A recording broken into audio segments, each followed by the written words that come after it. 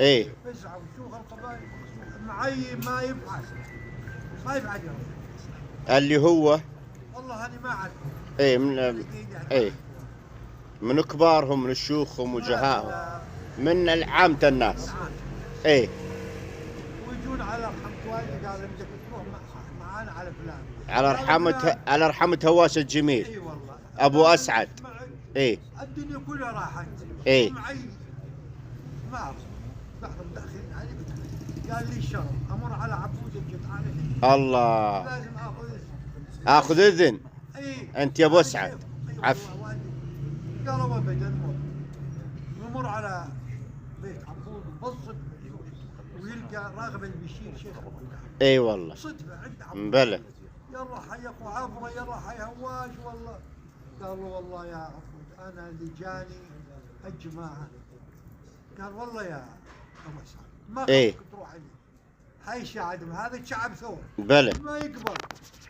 تروح عليه يقولون رجع هواش. الله يرحمه قال خلاص ما سمعتوا يقول صنت انت يا عبود. قال ها يا اخو عبره انت جيت لا بالله نروح عليه.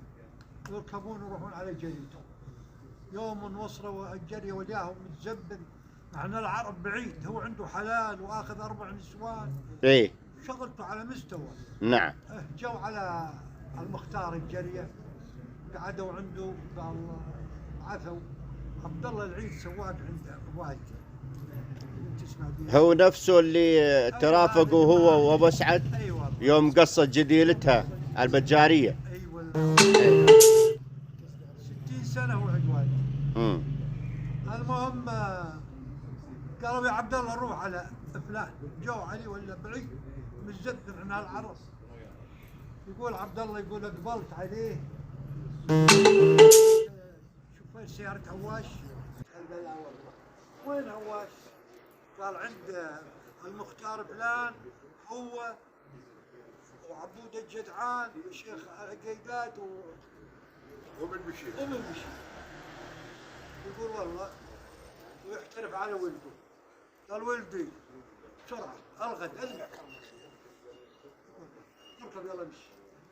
يقول والله جينا على عاد بيت المختار ولا مجلس الشيوخ شيخ جبور والشيخ عقيدات والشيخ المختار. قرب عليهم على بعد مترين. قال يا عبود. يا عبود. يا شيخ.